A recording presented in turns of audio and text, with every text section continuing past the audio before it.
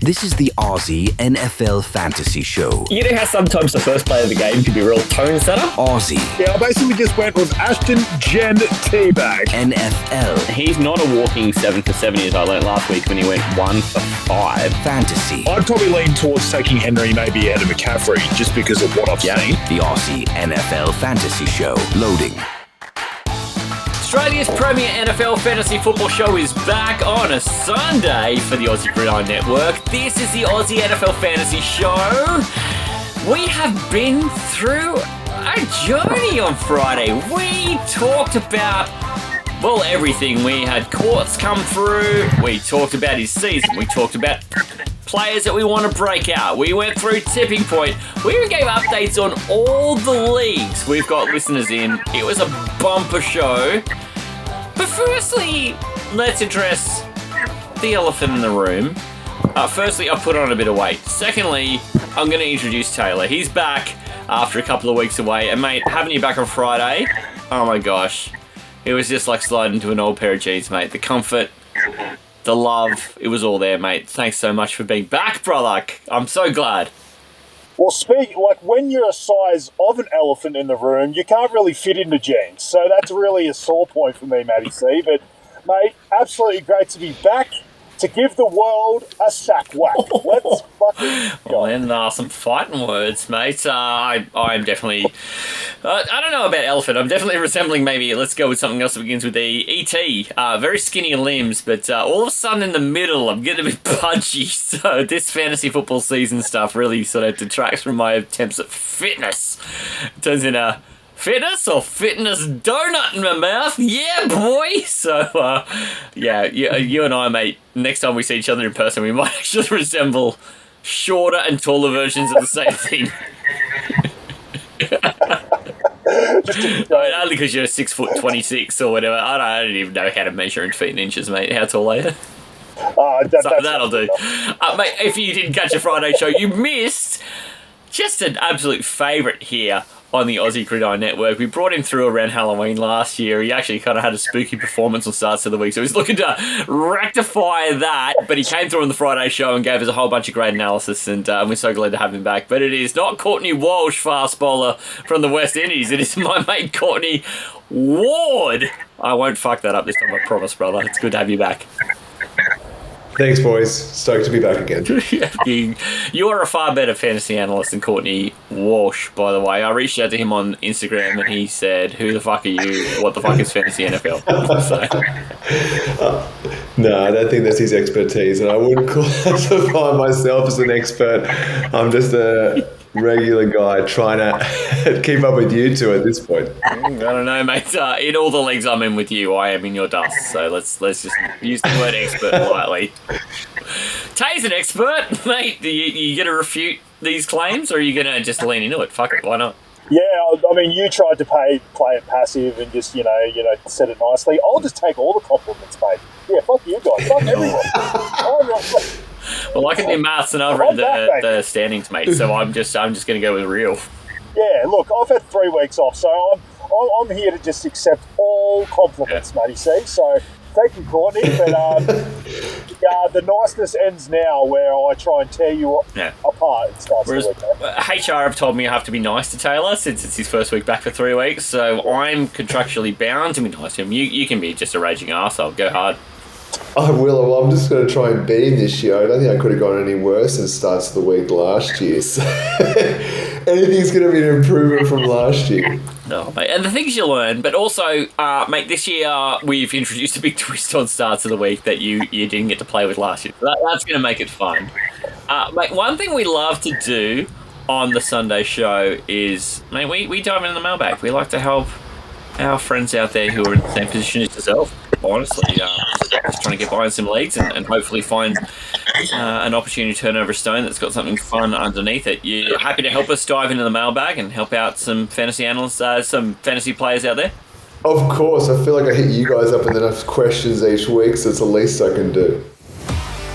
Surely you must have questions. Please reach out to us. When Tay and I get asked about fantasy advice, we are not backwards about coming forwards at any stage. Get your question read live on the show. If you've got a mailbag question, or if you're really keen to just get on the show, we'll make it work. At Aussie NFL Fantasy on Facebook and Instagram. Mate, never stop with that, by the way, but I'm going to dive into the first question from the mailbag. It is from @WankBigsby, and he has a question about running backs. I can't believe the handle was free. Wank Bigsby?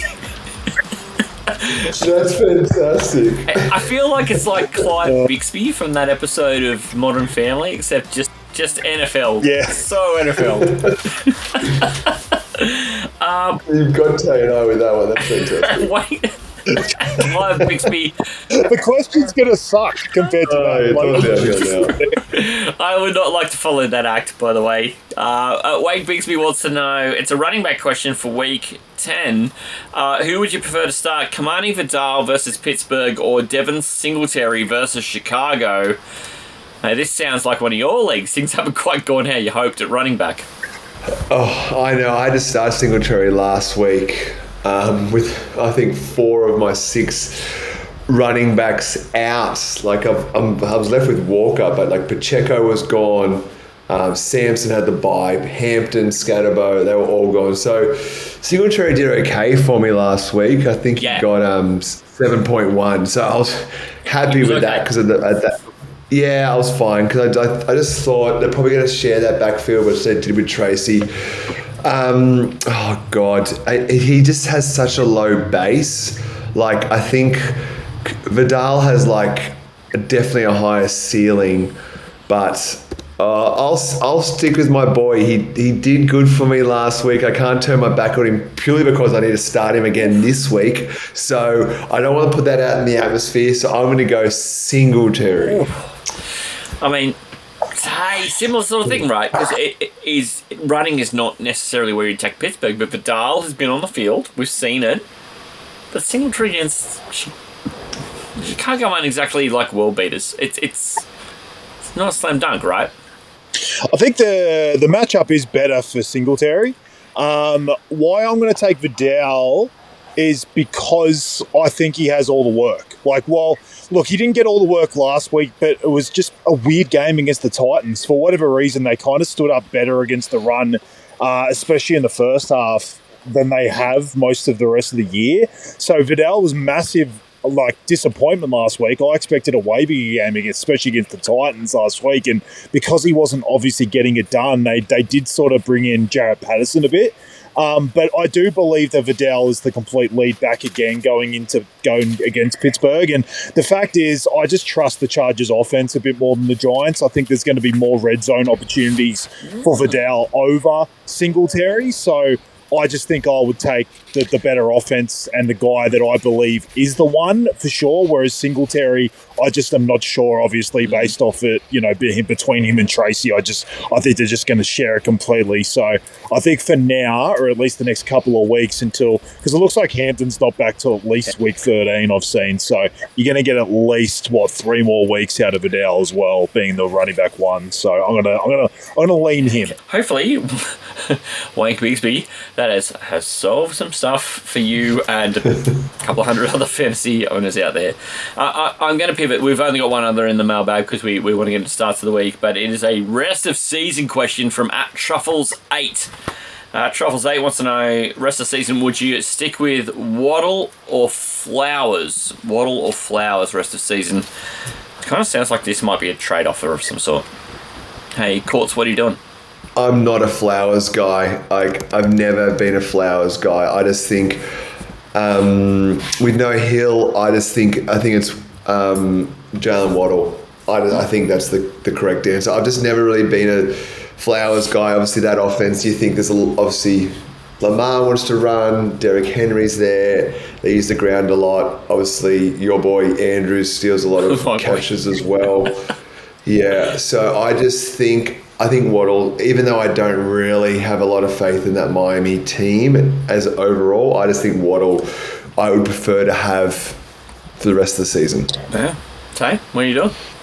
Waddle was a trade target of mine last week. I really have liked him since Tyreek's gone down. And yes, we don't always trust Tua in the Miami offense. I just think with him being the bona fide one, he just has a baseline, and I really like him moving forward. I'm the same as Courtney. I've just never been a Zay Flowers guy. He's just always frustrated the living shit out of me. Like I feel like I've kind of picked the Baltimore, like, you know, passing game, like picked it like a dirty nose the last couple of years. Like it never seems to work for fantasy. Even if Lamar has 50 touchdowns, it's weird how Zay Flowers still was hit and miss, even in a year like that. And again, this year, it's just one great game every 3 weeks, and it's frustrating that you don't know when to play him. And I just don't think I would want that on my team. I would never feel comfortable starting him because you don't know if next week's the game where Derrick Henry runs for 200 yards and they don't even need to pass. So,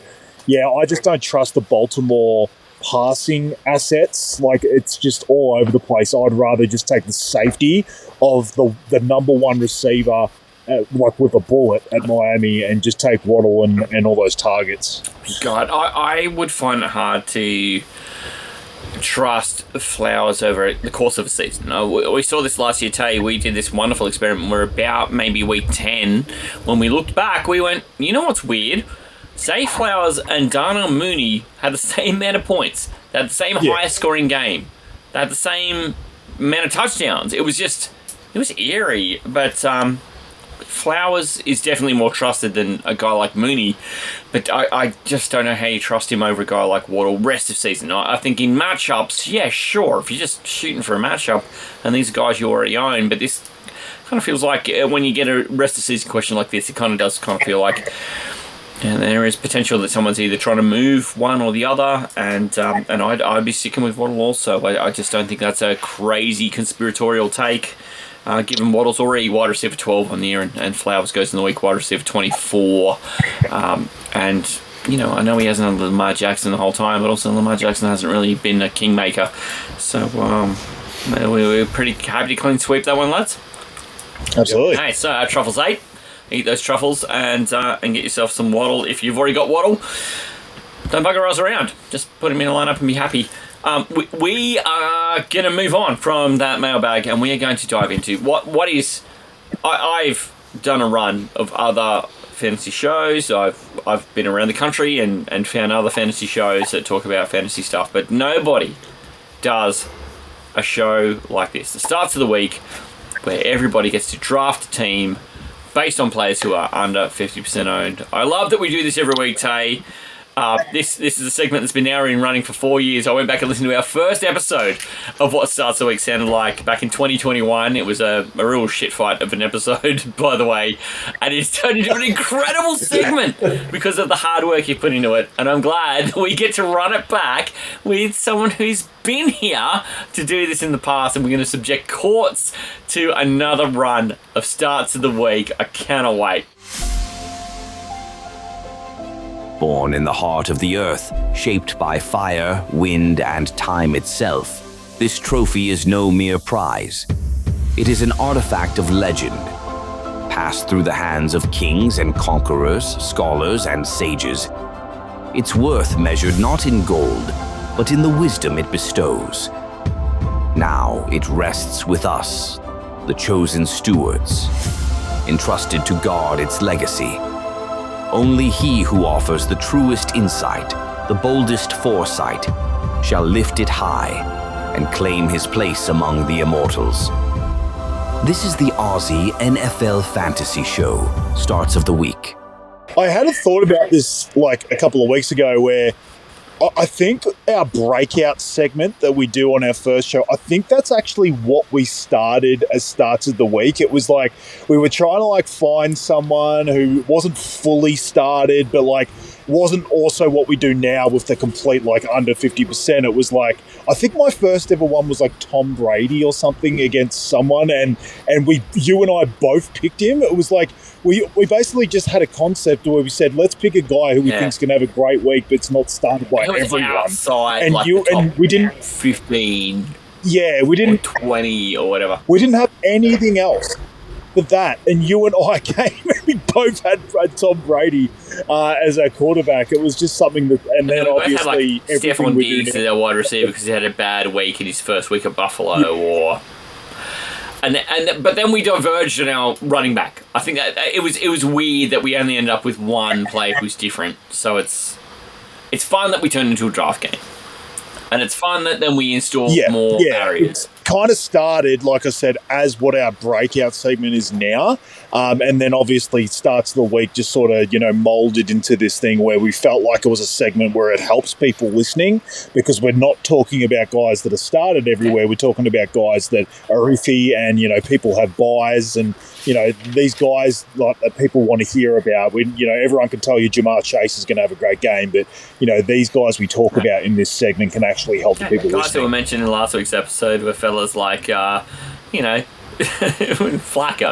and we were talking about in the mailbag, like guys like Vidal and stuff like that. So they're guys who aren't universally loved and universally started. Corts, we put you through this segment last year.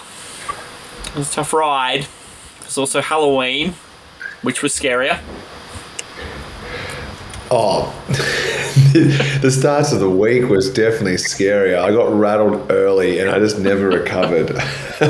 It was tough sledding for me. So that's why the baseline is really low this week or this year. So I'm just like, I can't be any worse this year. So I'm hoping you guys don't snake any of my picks this year, and then I can actually build a semi-decent team. Oh, man. Last year, it was a slightly different game too. Last year, we were playing 4 rounds. So, any position where somebody had taken 2 of, like if Tay and I had, taken running backs early, it meant that you could sit and you could just wait to take your running back in the last round. Tay introduced during the playoff series, and we've kept it for the regular season this year, is the idea of playing a 5th player, a flex starter. And Tay, it's really changed the way that people draft the segment. It's definitely changed the way we approach some strategy, and made it, in some weeks, it has completely changed the result. It's been wild, this edition of the flex, who's then your captain in the 5th round as well.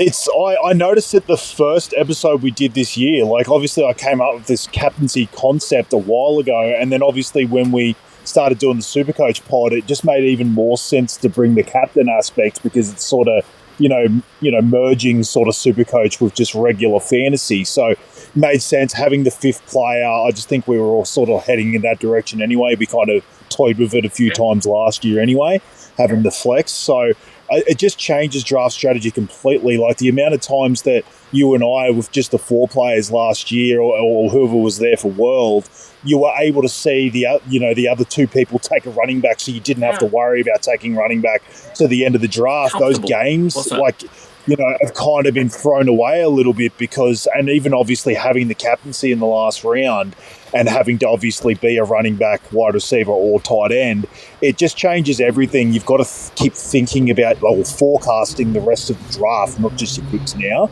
So it honestly, the amount of times I've been in these drafts and I've had different thoughts running through my head than I would have last in the previous seasons, it's pretty crazy. As I listened to the last few weeks as well, Tay, you would have probably heard the different, the cast we brought through to play the role of Talor, and then the wonderful world candidates we brought through, and then also me. But I'm imagining there were times you're just yelling at your cast era, just saying, "What the fuck are you guys doing? Why isn't this person taking this guy? How did you let that guy take this guy?" It definitely has introduced an element of gameplay, which, having had a few weeks away from it, I'm just expecting you are dripping wet for, mate. Absolutely. Everyone's a genius in their car when they're not actually on the clock and in the spotlight, and have to actually dissect all this. So it's very easy sitting in your cushy car listening and thinking you're a genius and you'd do it your way. But it's funny how you get on the podcast and on the clock and things sort of change a little bit. So, yeah, mate, absolutely keen to get back into it. Corts is going to sweep this segment. You watch. He's got all the confidence of a guy who's seen this once. He's like, mate, you can't fucking fool me twice. Right, Corts? I don't know. I'm confident in myself, but I know that like Tay is coming in hot for a couple of weeks off. I just think I'm set up to fail a bit here, but I'll give it a good crack. I'm going to give a quick recap too, because the world team last week had its battles. I also had my battles. We had Kev come in to pick for Tay, and that turned out to be an inspired choice, because Kev goes up and throws up a whole bunch of points. He ends up with about 87 points by the time you get Zach Charbonnet goes and throws up 11. AJ Barner also throws up 11. Josh Downs gets 15. Tyjae Spears doesn't embarrass. Caleb Williams scores a million. A nice week. I come in second with about 50 odd, so well in the dust. Kev playing for Talor, and then Isaac a few points behind that. The standings on the year, Talor is actually in front. Got 22 competition points. I've got 18, and the world team have 14. Of course, if you win, you score 3. Second place gets 2, and third place gets 1. So it means we're actually a couple of weeks behind Tay, Corts. So it's imperative that between you and I, we take up first and second. Tay has not had a week where he's come third this year. And it's up to us to make sure that this happens now. No pressure, and at least I'm going to be continuing the world's form for the rest. Teamwork makes the dream work, mate. This happened last year. We had to install a box-out Talor mentality. We tried to. Mate, over the course of the season, it worked. It worked. Talor came last. This year it's harder with the flex option, so we're going to have to work pretty hard this week, mate. Yeah, I tried to take a specky AFL style over your backs when you guys were boxing me out. Yeah, mate, and if it wasn't for, I'm pretty sure it was Ian just tanking you last week of the year, or Kev, one of our mates from the network who came in to step in for you on the last week of the season last year, boxing your season right in the arsehole. You were still tied with Manjot going into the week, so it was a tough situation. But there's a little bit of strategy about the first pick here, and that Tay, you're in the position where you get to give and take because you are picking the draft order.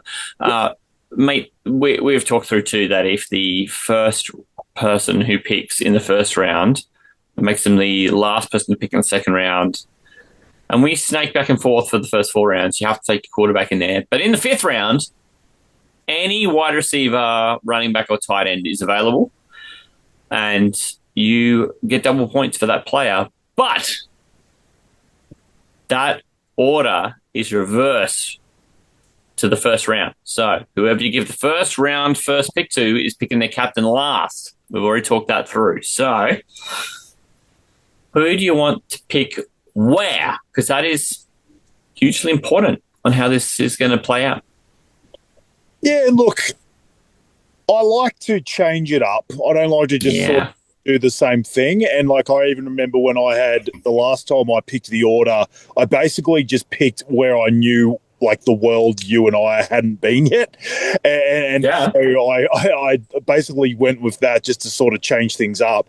I'm also going to do something that I don't know if I've done for myself a lot, even just thinking of other years. I'm going to put myself at the arsehole end. I'm going to put myself at the 3rd pick in the first round. Which obviously would swing around at the end and I'd be the first captaincy choice. But I'm going to put myself at 3. I'm going to put Matty C first and sandwich in the world with Courtney. So Courtney's going to go second and Matty C is going to go first. Courtney sandwich. How do you feel about that, Courts? I'm fine with that. I think I was actually in the middle last time as well, which did absolutely nothing for me. I think I was in the middle last time and it didn't help me whatsoever. So redemption. Redemption. Let's do it. Let's do it. Benefit here is you pick in the same spot every round, even in the captaincy round. So, like, there's some consistency to be had there. Maybe a few less things to stir the boat. Players. Yeah, correct. I don't know. I just kind of feel like maybe a bit of control in a way that might have been tougher to have if you're first or third. That's all I'm thinking, mate. And I'm thinking about us as a team. Yes, I'm happy for you to hype my team up. The box out. I mean that's what the nation wants. We're all playing for the same thing, are we not? We definitely are. The nation wants a Taylor crumble. Yeah, because as you know, standings are Taylor 22, Matty C 18, World 14. So Taylor's kind of got a bit of a lead on World, and World could use a bit of redemption.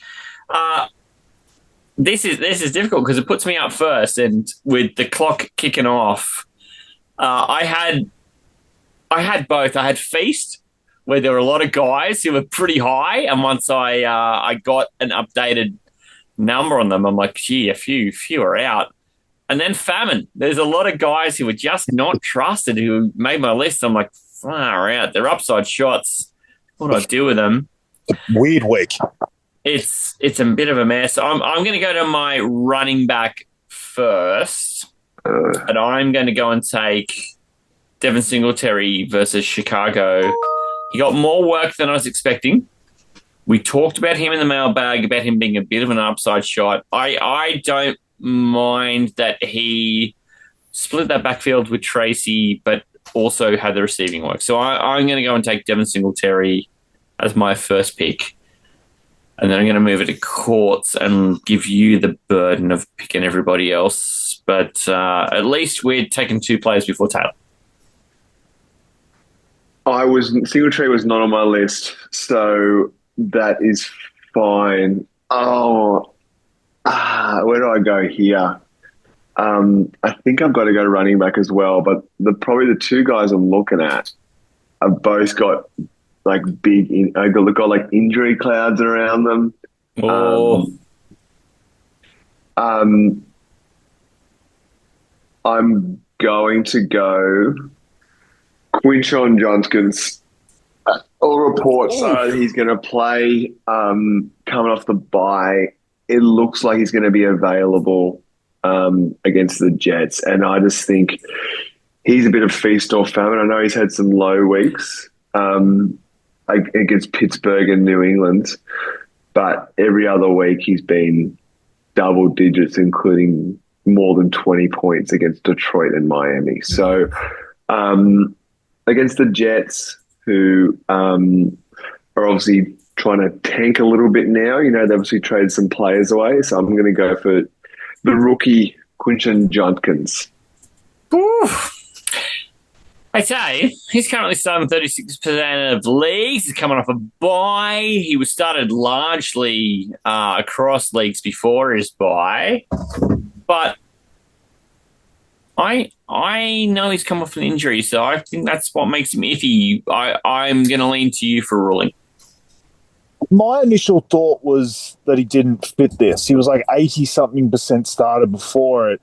It just does beg the question as to how much an injury cloud sort of adds to this segment, because to me, he's not the prototypical player that makes sense, because if we find out tomorrow he's playing for sure, he's in 80-something% of everyone's lineup. So it just, I feel like you and I, for this segment, we have avoided that and we've tried to stop that happening. And I feel like it's just going to look a bit silly if all of a sudden there's a guy at 86% starting in starts of the week. I get that it's a risk because of injury technically, but I think because of the reports coming out that sounds like he's playing and he's practicing, my lean would be towards him not being eligible.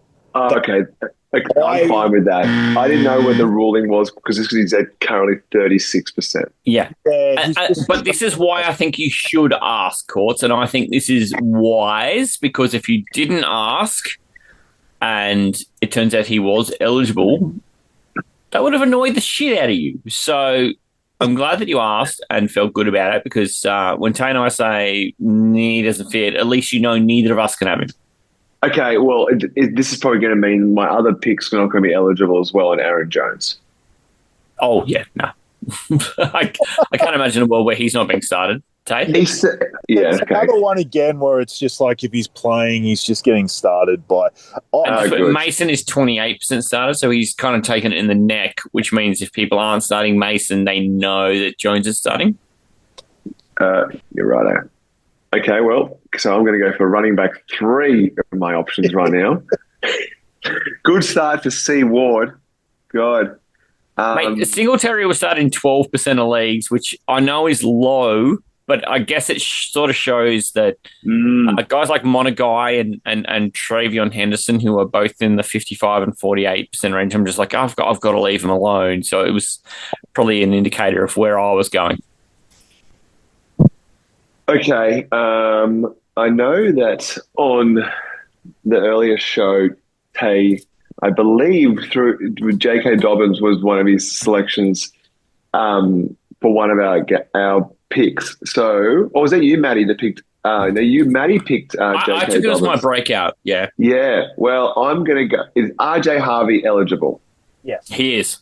Okay, He's 34% started.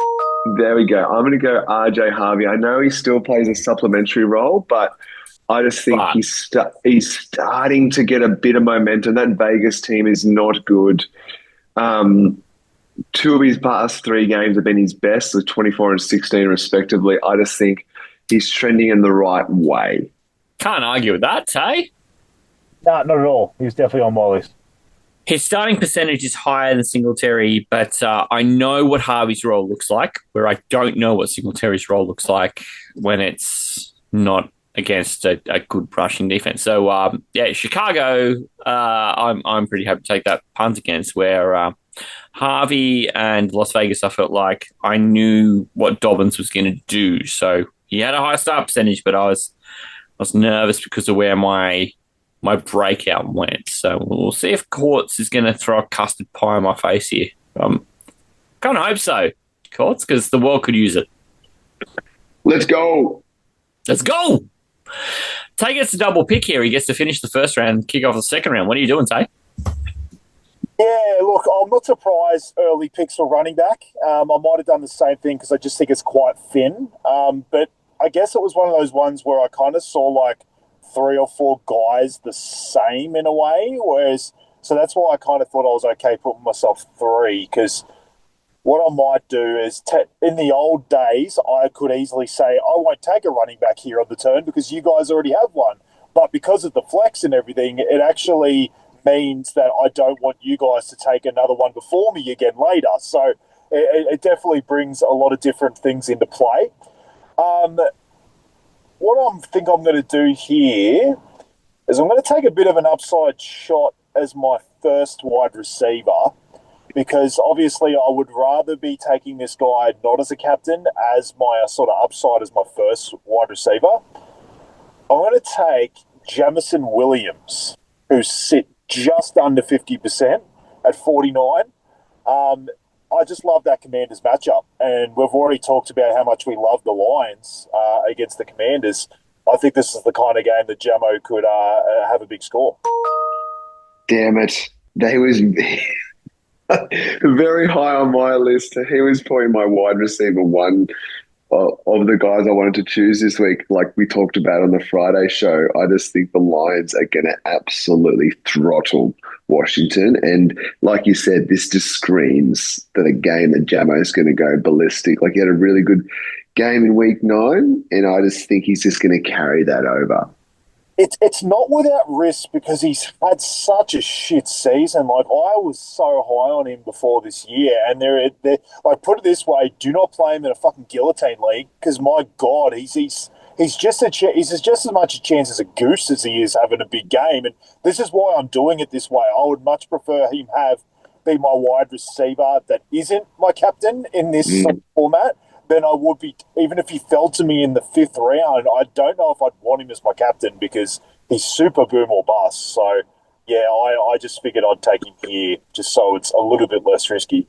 He's one of the biggest boom or bust guys probably across the league, and he's been sort of that way the last couple of years. Like, we thought this year might be the year that he sort of strings it together a bit more, but no. Well, like we joked about, like Dalton Kincaid being a yo-yo, like this guy is the ultimate feast or famine. Tough, because this is a guy who we thought we had a lot of upside for coming into the year, and he is not. There's been a lot of famine and fuck all feast, so it's a big call, Tay. And he has, like, he's 48% started, and he's trickling upwards, but as you say, this is not a guy people will start with confidence. So it's cool to hear that you're saying, yeah, against Washington, fucking go in with your guns out. Yeah, it's very much a matchup play for me. I've been super disappointed in him this year. Honestly, I really expected more. I thought I know he's been feast or famine for his career. I just thought this might have been the year where he turned it on, but yeah, he definitely hasn't. So I'll still pick him here as my wide receiver, but obviously isn't my captain because I don't want that feast or famine for a captain. The second pick's interesting. What I think I'll probably do, like I said, for normal gameplay, taking a running back here wouldn't make sense, but I still think I'm going to take one here. There's sort of quarterbacks and tight ends that, I kind of find with sort of coming back. I don't have massive lists. I don't think there's guys that I'm super stoked with in those positions that if you guys took that, I'd be devastated about. So what I'm probably going to do is just take the goal line back for a good team and take Zach Charbonnet, who seems to fit fucking segment every single week. But I'm going to take him against the Cardinals. He's sitting at 46%, 13th against running back. I just like this team, and I just think that around the goal line he's going to get a lot of the work. I still like Walker as the running back on the team, but Charbonnet just seems to get the high value touches. So I just think he's a pretty good pick in this segment this week, given how sort of shallow the running back position is. I mean, he scored 5 points last week, so it's no short thing, right? And Corts, you and I, we've spoken all year about how much we like Walker as the big dog. Yeah, well, he's in the league we talked about before. Like, he's the only healthy running back I've got right now. Like, he's we still like him. Yeah, it's one of those guys. I think I've always sort of had a bit of a soft spot. Obviously, I'm a Seattle fan, but he just feels like he sucks you in. Like, he has a really good game, and I know some games, like there was a game that Charbonnet didn't play, but he just feels like he sucks you in, and then you rely on him, and then I'm like, God, just be better. Like, he's just so inconsistent. You know what I mean? Like, and I guess it's great as a Seattle fan to have two elite running backs from a real life perspective, but elite. well, good. Like they're both. Manjot's going to come after you. That's all I'm going to say. Oh, that's okay. That's okay. He's got obviously a great elite running back there, but Walker's gone 9, 4, 6, 8 the last 4 weeks. Yeah, so that's not McCaffrey numbers for a Manjot. That's all I'm saying. Well, there's not many that are built like Christian McCaffrey, I think, in the history of the NFL, sorry, yeah. But you're saying you got 2. Ours are okay. There's teams worse off than Seattle. Yeah, come to Jacksonville. We'll say both your teams probably classify. So, I do like that Tay's leaning on this guy who's clearly been getting work, and 46% started against Arizona, who've, they haven't been well-beating defense. Pretty comfortable with that. I feel like it's a really safe running back bet. For a guy who's in the lead in the segment. I've gone one extreme to another. I've gone a fucking feast or famine wide receiver, and then I've gone probably the safest pick I could take a running back. I don't think there's a safer running back in this segment. But I like what you've done at wide receiver too, because it could be anything. It could be 0.6. It could be, could be 22. Yep, 100%. So it puts Courtney back on the clock now, mate. You've got RJ Harvey, who's against the Raiders on Thursday night football. So we'll have his score in the can by the time this one goes to air. Where do you want to go from here, mate? I do not know. I'm thinking I'm going to lean towards a quarterback just because I feel more comfortable with the players left around. I think just the players that are left sort of in those other positions. I'm thinking, and I hate being a homer, but I'm going to go Sam Darnold against Arizona. I love it. I love it. This guy continues to throw up points, and no one wants to start him. So good. What a fucking season. He's top of my list, but I probably wasn't going to go in because I've taken Charbonnet. I probably wouldn't have stacked that together, but I love it. I just think it's a good matchup. Darnold has just impressed the living shit out of me. So, yep, absolutely love it.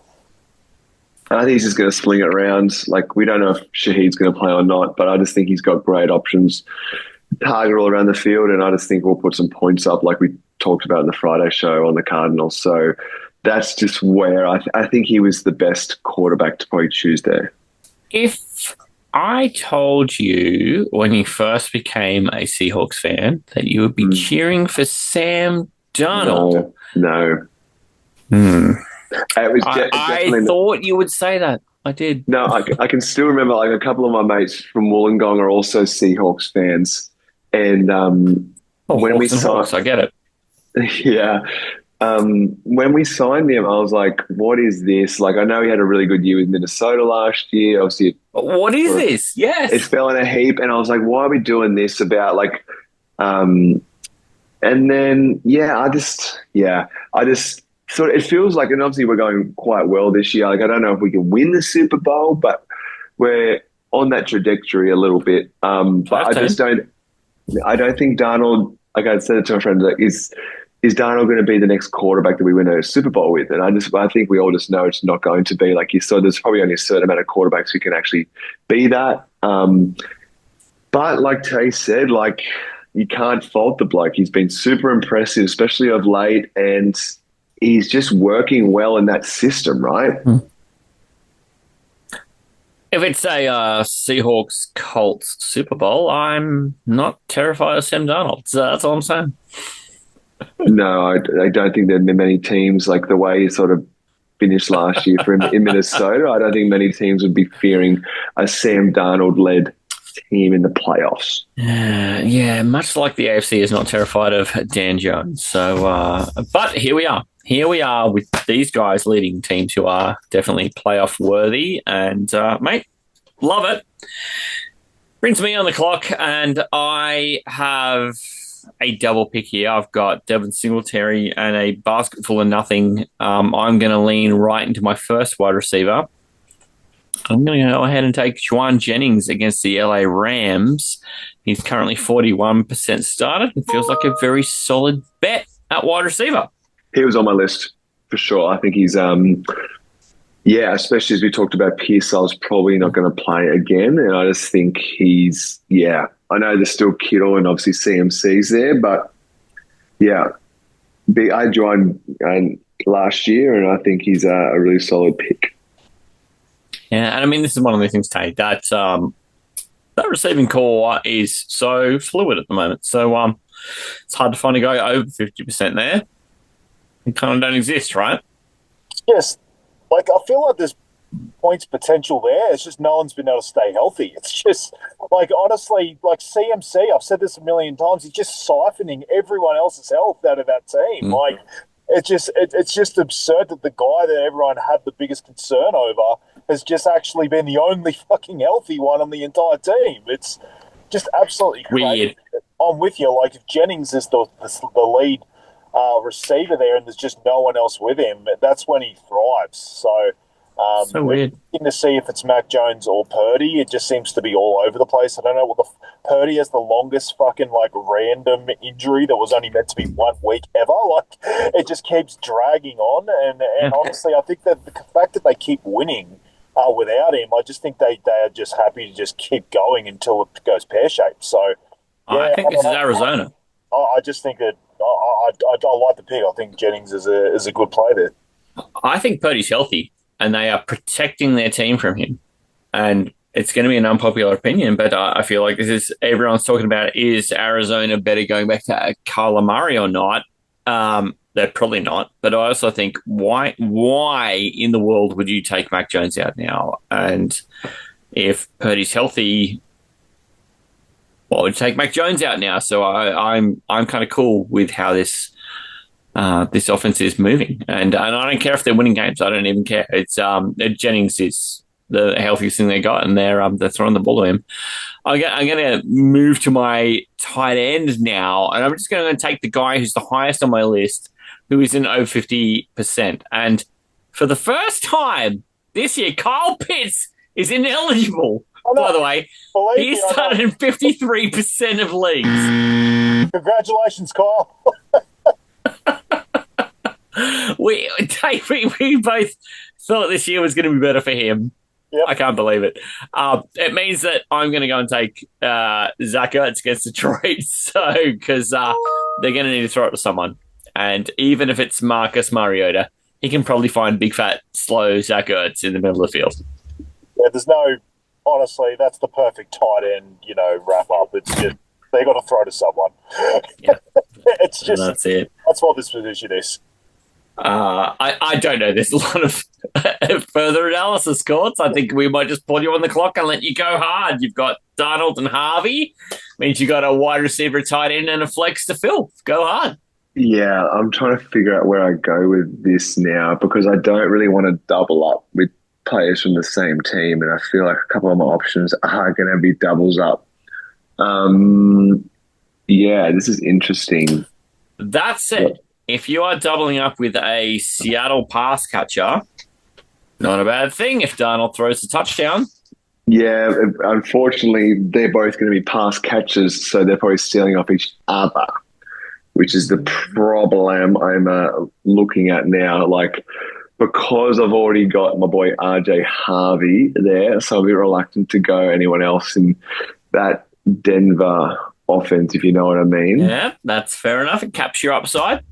Yeah, so just figure out where I want to go with this pick now.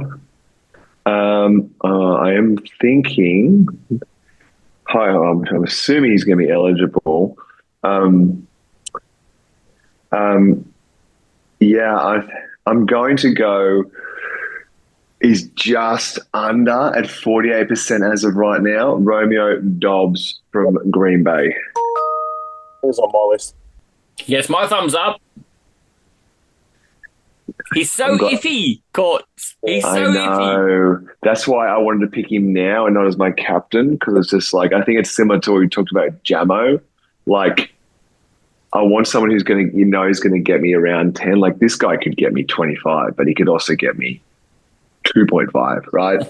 So just because, like, we all know that Green Bay, there's so many options in that Green Bay Packers offense, and it's just volatile who they're going to throw the ball to. So I'm hoping it's Dobbs. I also watched that game against the Panthers, and that was shocking.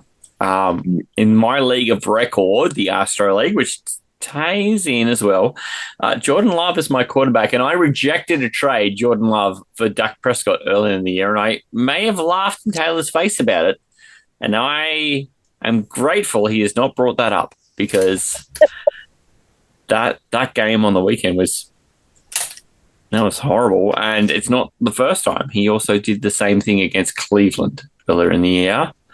They escaped with a win in that one, but mate, he has had some terrible games where you think he's going to feed his receivers, and mate, Dobbs, he is the iffiest they come. He could be 20 points, double him as captain, or he could be 1.6. Yeah, you just never know.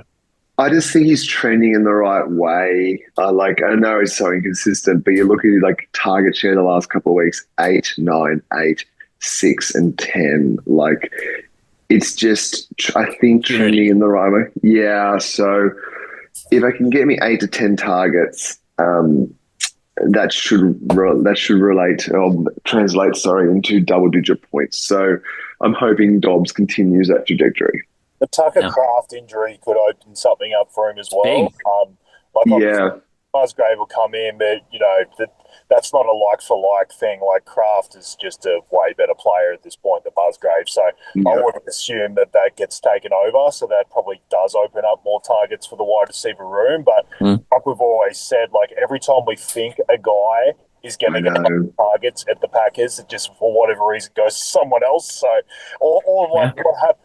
the problem you and I have always had with Jordan Love too in past, Matty C, is it just becomes a Josh Jacobs game and he scores 2 or 3 touchdowns on the ground.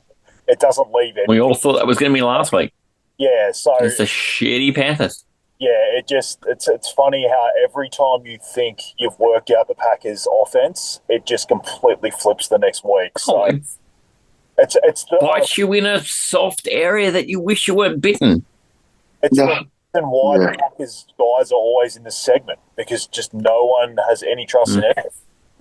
And like you talk about, like we touched on, like my no draft list. For whatever reason, I always get sucked in by Christian Watson, and this year it's just like don't no. So I haven't this year, thing because he's on my no draft. But in years past, because he has those big spike games, and he had that a couple of years ago. I was like, oh my god, who's this guy? And since then, it's just been so inconsistent. So yeah. Well, this year's been consistently arse. Flavoured like an arsehole. Yeah. So I'm happy with my first 3 picks. I think it's like I've ended up okay. You've got Donald versus Arizona. RJ Harvey on Thursday night. We'll know by this stage how he went. And then Romeo Dubs on the Monday night with Philly. Tay, you got Charbonnet and Jameson Williams. Where are you going? All right. I'm contemplating stacking that bitch up a bit with my couple of picks here. Love a good stack. So what I think I'm going to do here is I'm going to take Caleb Williams up against the Giants at 44% started. Yes. I don't expect the same output as you saw against the Bengals. I know the Giants aren't a bad matchup either, but I am definitely tempering some expectations. I don't expect a 47-42 fucking, score fest, because the Bengals are just amazing. So you do have to temper your expectations off a game like that. So that's not why I'm picking these guys. But I'm also going to stack that pitch up with Colston Loveland up against the Giants as well. So, I just think he's got the biggest upside with Cole Kmet. With the concussion, it's just such a big thing. I think he's going to play a pretty big allotment of snaps, and I just think he's got more upside than most of the other guys we're looking at in this segment. There's probably guys that have a better floor than Loveland at this point, but I just think if you're sort of shooting for the moon a little bit, I'd go Colson Loveland stacked up with Caleb. I mean, in your position here, Tay, you've got a 4-point lead on me. A week, you can drag back 2 points because you win, you get 3. Whoever comes second gets 1. So you kind of got this bit of buffer, so you might as well have a crack, right? And no better way to have a crack than a guy who can score you the touchdown and catch the touchdown. I like what you're doing here. Absolutely. Stack that both those guys are on my list as well. I was hoping Loveland might fall to me, but I think it's great to stack those guys up. I think that could be definitely pay some dividends for you there, Tay. Let's hope so. Could do, but let's hope not. Let's hope not. Yeah, there's an arse-flavoured lollipop and an arse-flavoured fizzer for Talor in his party bag there. I don't know what this does for you, Corts, because you've got Donald, Harvey, and Dubs, and then a tight end and a flex left to pick. Do you pick your tight end, or do you dive into your flex position and captain your tight end? What do you do? I'm going to I'm going to go for a tight end, but I'm just going to I'm still trying to figure out. Like I'm looking. There's 2 I'm looking at. The Loveland thing, I was sort of had Tight end's a toughie this week. Yeah, like I thought Loveland was ugly. It's like kissing your cousin. It ain't good. No, it's that is factual information by you there, Matty C. Hey, what's great is most of my cousins look like this, so it is not appealing. It is. Oh my god, that's a booby prize. Yeah, and you've already picked Zach Ertz, so that's what I'm thinking. Yeah, he was top of the pile in a shit week. By the way. Yeah, I think I've got 2 I'm looking at here. I sort of was hoping Loveland would fall. They are not very good. Loveland makes me feel better. You what? Just keep talking about Loveland. It makes me feel good.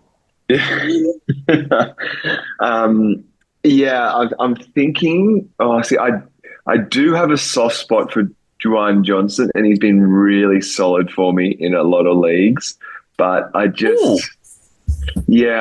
I don't think I'm going to lean that way just because there's been a couple of leaner weeks. I just think I don't really trust the quarterbacks in Cleveland, but I'm thinking Harold Fannon's going to be my guy.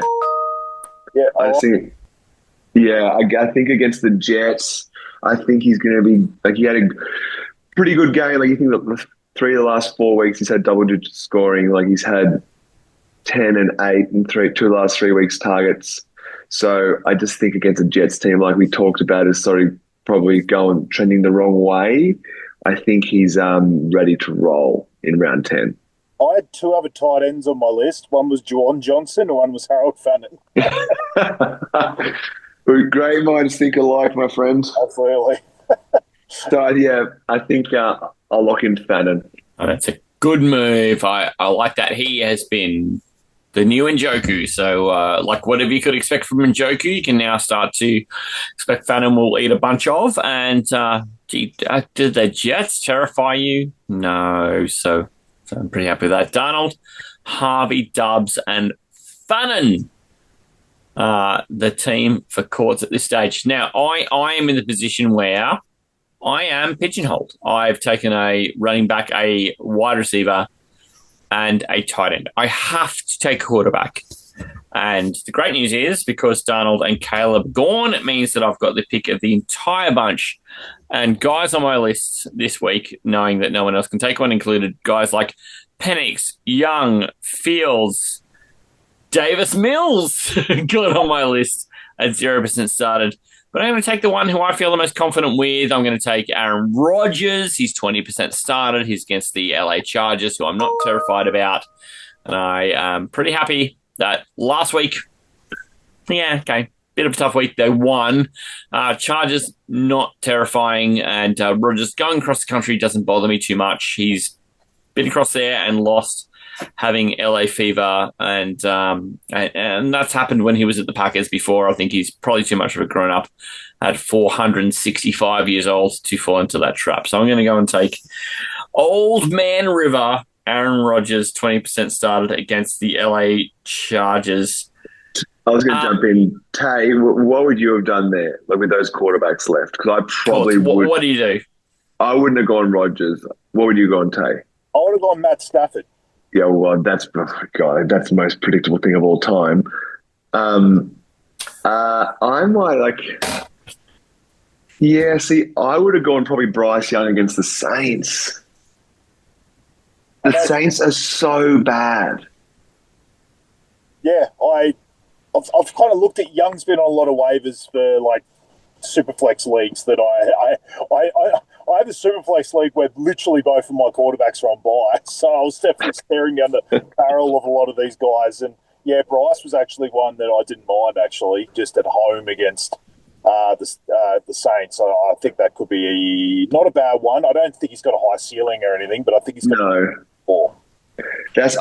He's been disappointing this year. I thought they might have a reinvigorated offense this year, and he hasn't really come to fruition. But I just think against that Saints, they just are no good. So it's probably just a 1 week special for Bryce Young, which happens to be this week. That's where I would have gone, but each to their own. Yeah, I think I would prefer to start somebody else's redheaded stepchild than Bryce Young in fantasy. Like I understand NFL games; they are winning NFL games. I don't care. I don't care. If I wanted to start somebody who's winning NFL games, I'd start Trevor Lawrence.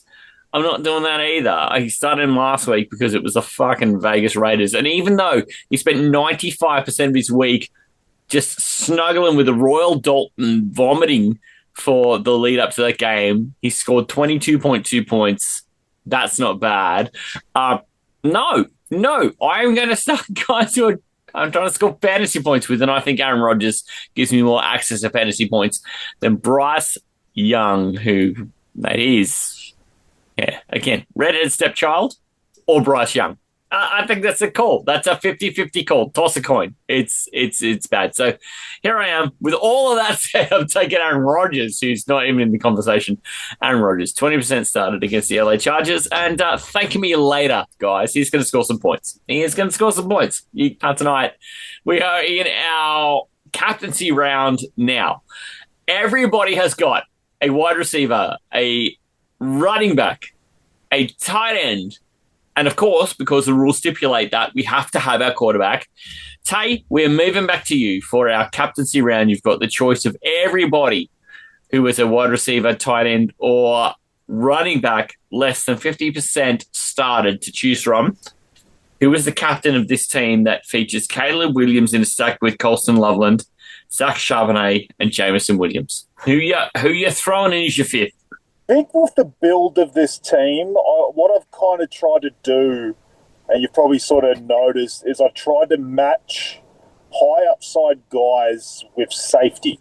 And I said that I didn't want Jamo as my captain because, you know, there's so much volatility.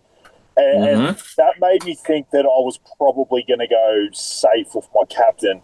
There is two guys I've got. One of them is probably a little bit more erratic, but I just like his matchup. But the other guy just looks so safe at the moment with his role.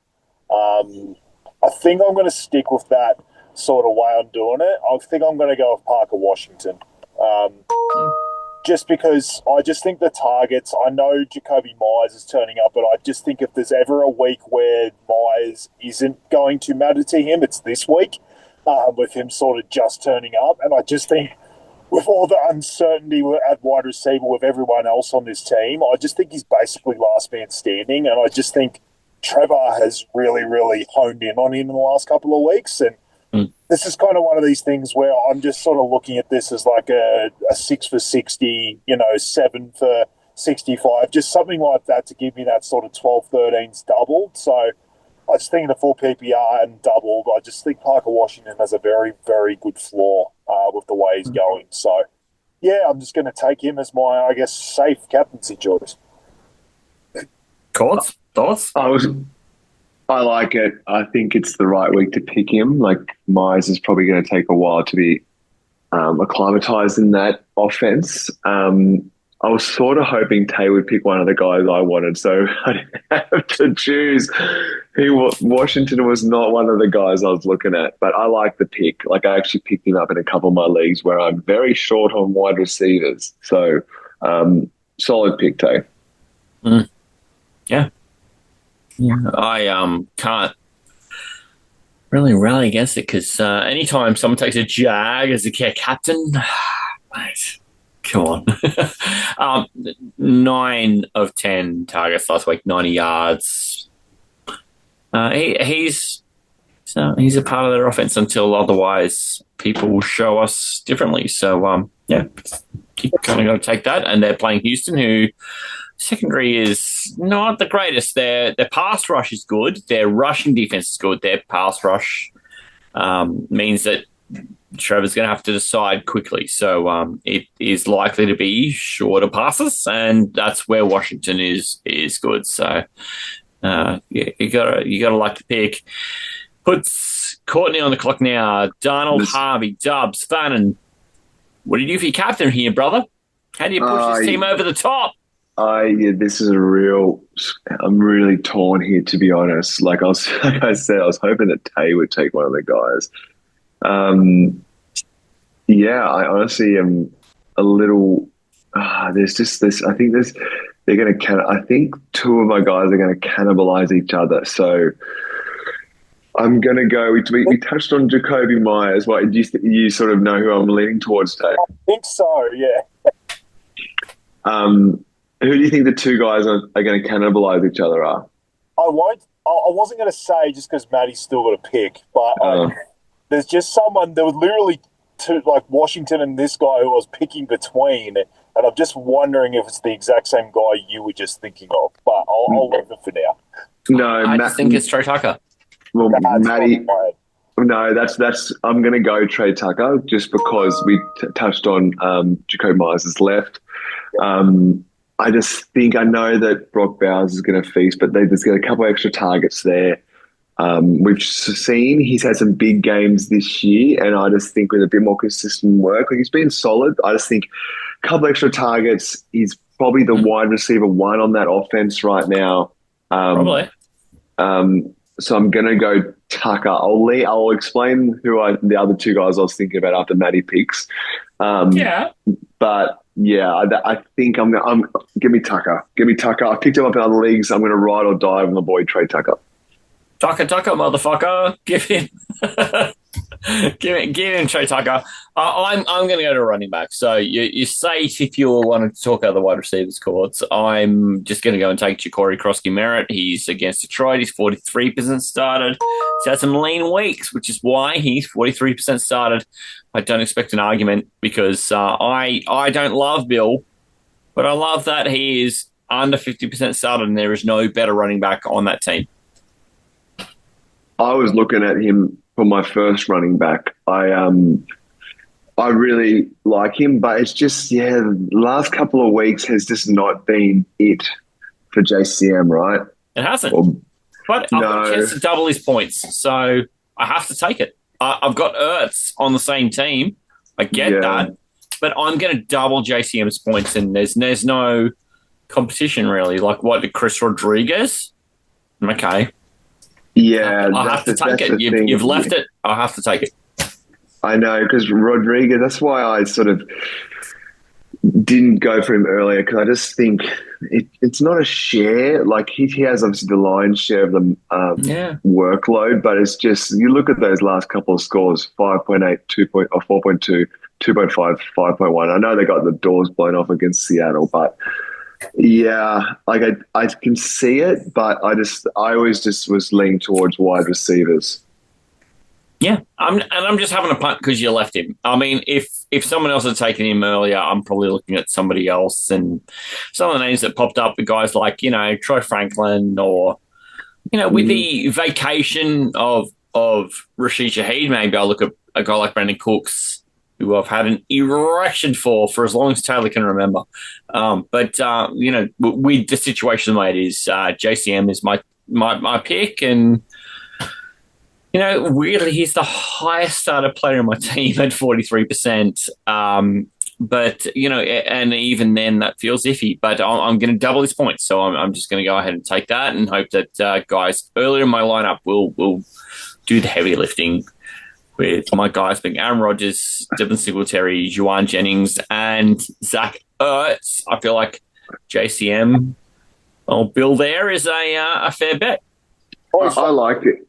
I like it. Yeah, I was thinking of Franklin. Oh no, I was looking at Franklin, but I think I alluded to it earlier. Like, I've already got Harvey. I don't really want to double up on pass catches. That's what I was saying. I was like, when you said cannibal from a guy you have, capture upside. Thinking of Troy Franklin because he's got RJ Harvey. So the guys I was talking about cannibalizing each other were actually like Josh Downs and Alex Pierce. I just I was looking at those two. I'm just like, and they've got Pittman in there. Like, they're both playing really well, but it's just like how many mouths there are to feed. So I was like, I'm just going to go for who I know is the lead wide receiver on his team in Trey Tucker.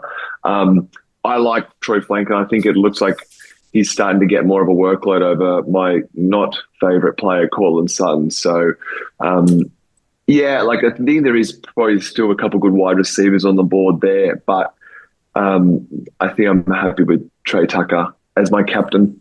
We try it when there's a chance, like when there's a choice, like a 50-50 like that, I always ear away from the Thursday night football game as well, like Matty sort of alluded to. We've never said you can't do it.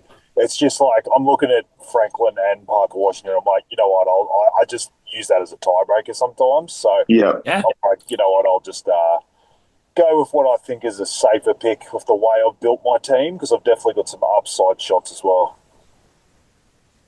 I'm the same. I tend to prefer guys who won in the Thursday game for two reasons. One, I mean, it's helpful to produce a podcast where then you're talking about guys who haven't played yet, but also I just kind of feel like I I get to live in the mystery a little longer as well. And there's kind of a little bit of sexiness about just, comes to Sunday and none of my guys have played yet. That's kind of cute. So Well, your captain. I also love that. Like, if I'd gone Franklin there, it would have been my captain. It would have been like, he fucking drops a 2.1 and I'm just sitting in 4.2 from my captain the entire weekend. I'm like, fuck that. I'd rather wait. Yeah, correct. Mark Downey did that last week. Yeah. He started a play, he threw up a 7.1. And it's like, well, that's not horrible. Malik Washington for his Dolphins, and he's a Dolphins guy. 14.1 is a good start. It's not horrible. You kind of hope for more, but you also go, that's not the worst. But it meant that his captain had played on Thursday night. So it's kind of one of those things where, it's kind of takes some of the allure of sexiness away unless you go and throw up a bomb. So, man, I just hope Tucker gets like 155 yards and 2 touchdowns. Facts. Jay Harvey gets a fucking bunch on the way back, baby. Oh, absolutely. Like, I actually am quite happy with my team. I think I was a shambles this time last year with my team, but I'm pretty happy with how it all ended up. Like, I think like what Tay said, I've done similar. Like, I've complemented some of those higher upside guys with some guys who you think you've got a bit of a base for workload. So I also hope my boy Dale just slings it around again. Just slings it around. And have we go with this team? So Courtney's team picking in the middle. He's got Darnold, 35% started against Arizona. RJ Harvey, 34% started against Las Vegas. We'll know about that by the time this comes to air. Also, Romeo Doubs, 48% started against Philadelphia on the Monday night game. Could not be further from the Thursday night game. Harold Fannin, who is 19% started against the New York Jets. And then Trey Tucker, who will have started by the time we talk about this, 22% start percentage against Denver. He's throwing up gang signs, I reckon. That's some confidence. Tay's team, of course, he's picking third. So he gets Caleb Williams at the New York Giants. He's actually gonna stack that bitch up with Colson Loveland in the same game, 44% and 18%, those two. And then in the middle, he's got Jameson Williams as his wide receiver, 48% started and not trending amazingly up against Washington. Zach Charbonnet against Arizona, 46% started. And the captain is going to be Parker Washington from the Jags against Houston, 16% started. My team, I got to pick first, is Aaron Rodgers, 20% started against the Los Angeles Chargers. Devin Singletary, 12% started against the Chicago Bears. Juwan Jennings, 41% started. And then Zach Ertz against Detroit, 40% started. And Ja'Cory Krosky-Merritt is going to be my captain, 42% started against Detroit. That is going to be our start of the week, lads. Thank you so much for surviving both the Friday show and now coming back to talk on the Sunday show. Corts, I've been waiting all year for this. We've talked a lot when we are offline and out of session, but I've been looking forward to this, and I hope this is not the last time we talk this year, mate. No, it was I love being back on the show. Obviously, we talk every week via text and other platforms, but it's been great to get back on. Just talk all sports, but obviously particularly NFL. And hopefully I'm a bit more successful with all my selections this time around, both on the Friday but also Sunday show. Yeah, hope so. Mate, nice team, and thank you for all the insight you've thrown to our mailbag on the earlier part of the show, and also for all the contributions on the Friday show. Tay, fucking hell, I am so glad you're back. It has been something where we have trawled the depths of fantasy analysts in this country, and there are some great people. None of them are you, mate.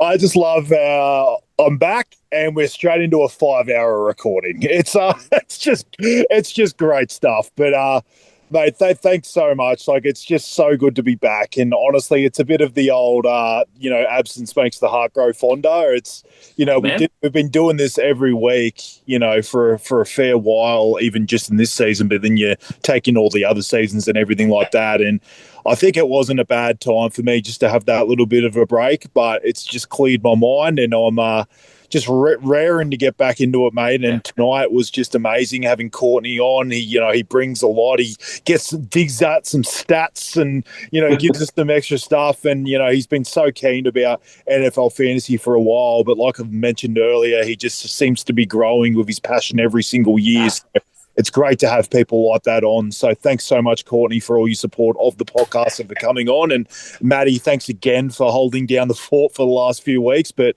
mate, I'm back and absolutely stoked to be here. So thanks, boys.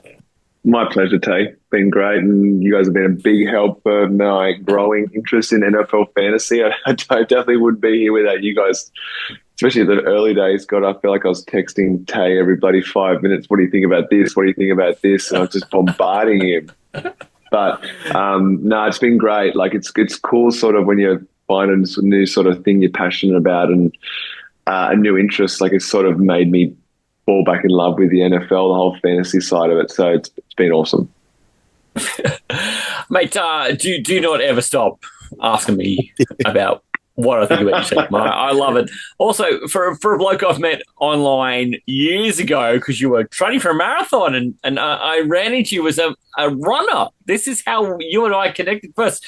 Nothing to do with football, nothing to do with us mutually knowing Talor. And now, years later, here we are on a second dip on a podcast about NFL fantasy. Mate, never stop asking me questions about both running and fantasy. And mate, for a bloke I've never met in person, I've never felt more connected to a dude. And if you're ever in the ACT, mate, reach out. We're going for a beer. Sounds good, absolutely. Go for a beer and a run. Well, okay, run then a beer. Let's do that. In that order, not the other way around. Yeah, not happening the other way around, mate. Once I'm having beers, I'm sitting down. That's how it goes.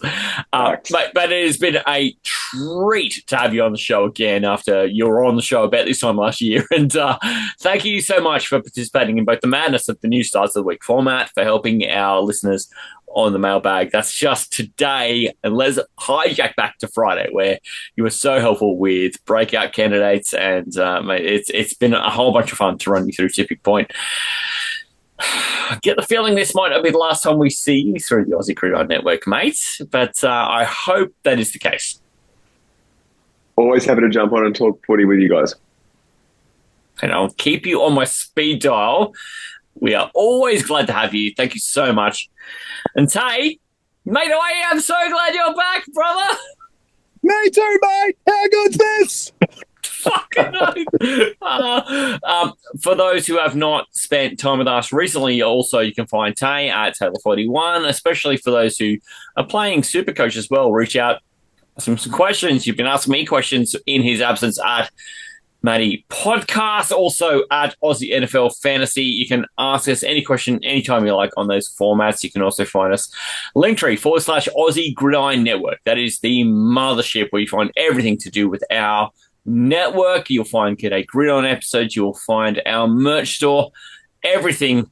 Also, funny, but it's been a little while. Aussie Gridiron Today, making a return in the last couple of weeks of the ACT Gridiron season. Manjot Melly, Matty C will be bringing you everything from the gridiron in the ACT. In the meantime, fellas, we're going to bail out of here. Hooroo! It's been such a pleasure to have you on, Corts. Take care, mate. Hooroo, boys. Thanks again. Hooroo, everyone. Thank you. The Aussie NFL Fantasy Show. Thanks to the Aussie Gridiron Network, Australia's home for NFL and Australian gridiron content. Discover everything the network has to offer, including G'day Gridiron, Pastry Press, NFL, and Aussie Gridiron Today. Buy merch and win free stuff. Visit the mothership at Linktree/Aussie Gridiron Network. Hooroo!